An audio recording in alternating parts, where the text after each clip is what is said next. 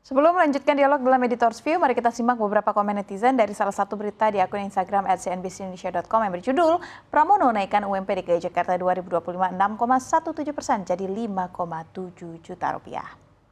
Ada komen dari @Afandi Ahmad, alhamdulillah ya lumayan ini. Tapi mungkin itu yang tadi kita nggak ketahui. Berarti emang UMP ini untuk pelamar yang memang sifatnya single. Tapi kalau misalkan dia sudah menikah akan ada komunikasi bipartit. Proporsional, betul. Akan proporsional, oke.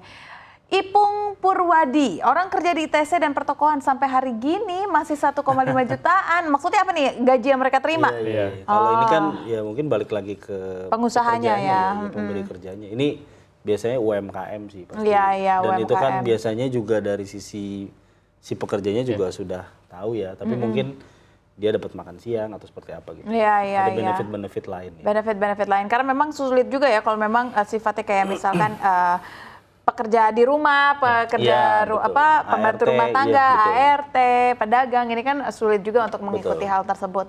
Dan lagi masuk dari King Ben 9, tanggung 6 juta sekalian. Nah, gimana nih? Ini kan sebenarnya sudah ada kenaikan gitu kan, tapi kan masih ada yang bilang kayak kenapa sih nggak dibulutin aja 6 juta, kenapa sih nggak gini?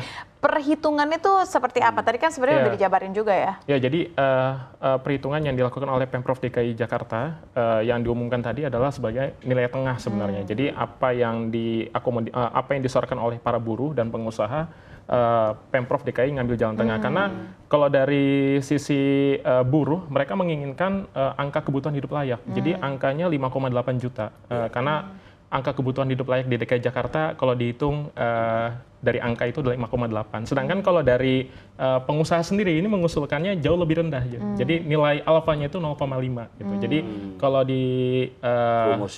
kita pakai rumus perhitungan PP yang terbaru itu kalau dihitung angka alfanya 0,5 itu cuma naik sekitar 5%. Jadi makanya Gubernur DKI Jakarta Mas Pram mengambil sikap jalan tengah untuk mengambil nilai alfanya 0,75 jadi 6,17. Ini kan berarti berlaku di DKI Jakarta. Apakah pemerintah daerah lainnya juga bisa mengambil tindakan ini nih? Oke, saya ngambil jalan tengah karena kan yang diambil Pak Pramono artinya bagus sekali gitu kan. Karena yang paling krusial memang ada rumus itu ya, ada nilai alfa. Alfa itu kan kontribusi pekerja terhadap ekonomi. Nah, itu dikasih rentang gitu ya sampai 0,9 ya Pak Wiji ya. Itu jadi kembali lagi memang ke hasil rembukan di Dewan Pengupahan itu sih, Saf. Jadi kalau misalkan kalau dari sisi pekerja dan dia pemberi kerja kan pasti sulit untuk sepakat ya. Biasanya di situ jalan tengahnya dari sisi pemerintah ya. Dan saya perhatikan memang rata-rata kenaikan di beberapa provinsi juga sekitar 300.000 ya, sekitar segitulah ya. Di antara mungkin nggak ada yang sampai 10% ya Pak ya. Paling tinggi 9%, itu Sulawesi Tengah. Nah apa yang bisa menyebabkan kenaikan setinggi itu tuh di Sulawesi?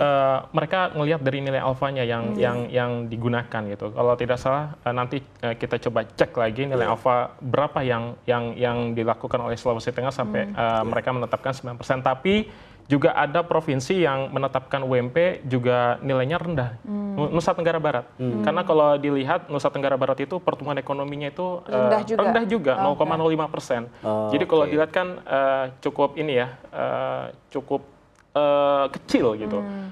Tetapi dengan kenaikan upah 2%, kemarin Menaker Pak Yasir itu bilang bahwa kalaupun ada provinsi yang pertumbuhan ekonominya negatif, UMP-nya tetap naik.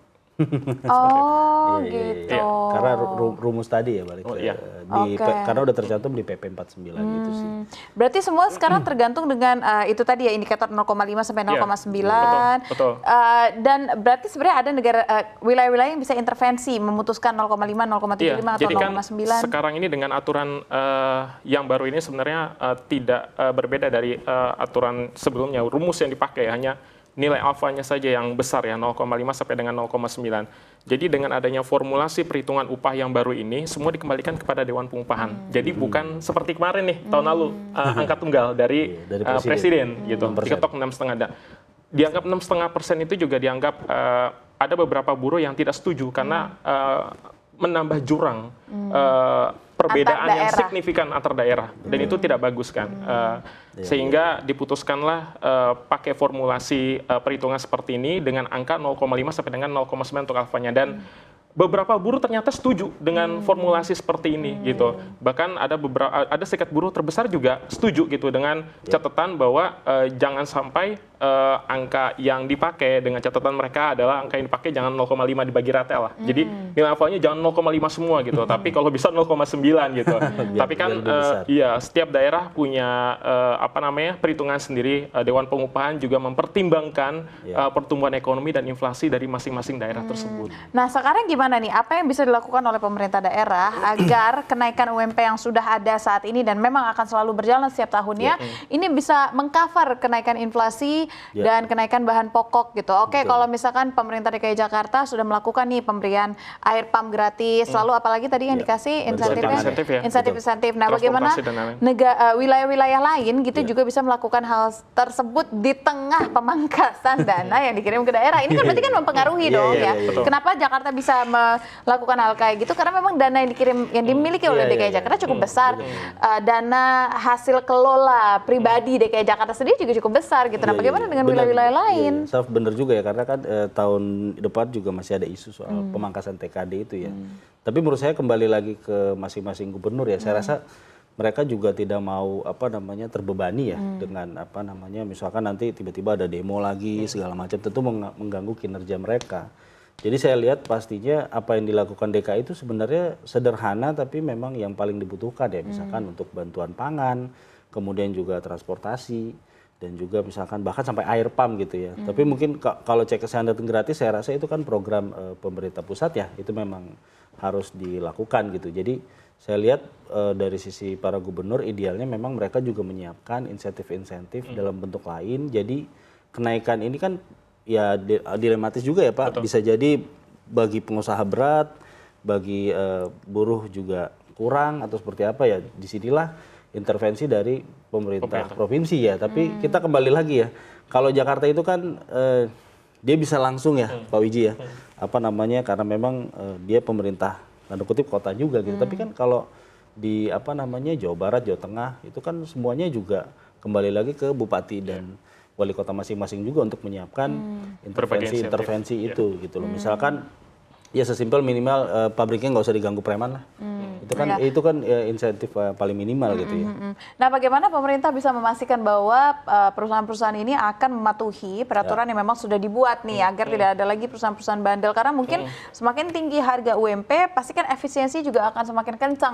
Jadi kayak pisau bermata dua gitu, semakin tinggi UMP artinya potensi PHK makin besar, tetapi itu balik tadi masyarakat membutuhkan. Ya kan setiap ada aturan baru tentang pengupahan, pemerintah juga dalam tanda kutip dalam hal ini adalah Kementerian Ketenagakerjaan, mereka juga punya posko ya pengaduan yang akan memfasilitasi dari pengusaha dan juga pekerja. Kalau misalkan pekerja memang ketika berlakukan UMP ini tahun 2026 tanggal 1 Januari, kemudian mereka mendapatkan haknya tidak sesuai dengan formula yang sudah disetujui oleh anggota Dewan Pengupahan, kan mereka bisa lapor langsung ke Kemnaker ya. Bahkan Menaker Pak Yasirli itu punya channel sendiri namanya Lapor Menaker. Jadi mereka sudah langsung bisa melapor. Begitu juga dengan para pengusaha, teman-teman pengusaha. Kalaupun mereka tidak mampu untuk membayar sesuai dengan UMP yang sudah disepakati gitu, mereka juga bisa melakukan pelaporan kepada Kementerian Ketenagakerjaan dan Dinas Ketenagakerjaan masing-masing provinsi gitu. Sehingga nanti akan diapain sama pemerintah? Nanti akan coba difasilitasi dan balik lagi akan ada diskusi yang sifatnya tripartit ya, antara pengusaha, pekerja dan juga pemerintah. Nanti jalan tengahnya seperti apa gitu. Kalaupun dia tidak mampu kan dia harus memberikan banyak bukti tuh. Kayak misalnya laporan keuangan, apakah memang defisit atau seperti apa, kemudian kondisi perusahaannya gimana. Jadi banyak acuan-acuan yang akan dinilai pemerintah apakah perusahaan ini mampu atau tidak untuk membayar sesuai dengan UMP. Jangan sampai dia pura-pura nggak mampu ya Pak. Itu yang repot juga. Berarti bisa dibilang apakah UMP saat ini terhitung cukup baik perhitungannya dan ini bisa dijadikan patokan untuk perhitungan-perhitungan di tahun ke depan, atau sebenarnya masih ada yang perlu diperbaiki dari rumus ini? Ya, di awal ketika pertama kali formula perhitungan ini di launch oleh pemerintah memang ada pro kontra ya. Terutama kalau saya lihat adalah pendapat dari buruh dan pengusaha. Nah, ini menarik juga untuk dibahas.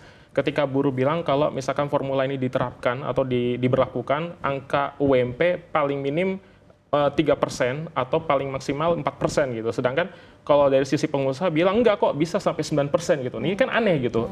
Formulanya kok beda-beda. Yang di sini bisa cuma 3% kok 9%. Ternyata ada perspektif yang berbeda nih dari buruh dan teman-teman pengusaha. Apa tuh apa? Jadi ternyata usut demi usut kalau dilihat dari simulasi perhitungan yang sudah dilakukan oleh masing-masing provinsi anggota Dewan Pengupahan, ternyata angka desimal dari pertumbuhan ekonomi, pertumbuhan ekonomi kan persentase ya. Jadi misalnya 0,0 berapa persen? pertumbuhan ekonomi yang 5,sekian%, Ya. dikali nilai alfa. Nah, jadi ternyata yang dihitung itu adalah angka desimal, bukan persen. Oh, Jadi berarti kalau persen 0,0 sekian ya kan? jadi Ya. misalnya 5,9 tidak jadikan persen, dikali nilai alfa. Jadi 5,9 nilai desimalnya langsung dikalikan oleh nilai alfa. Sehingga angka tersebut tidak menjatuhkan dari nilai UMP yang disepakati di Dewan Pengupahan. Karena kalau dijadikan persen kan dibagi lagi 100, Betul. Nah, jadi itu besar yang lagi. akan menghancurkan.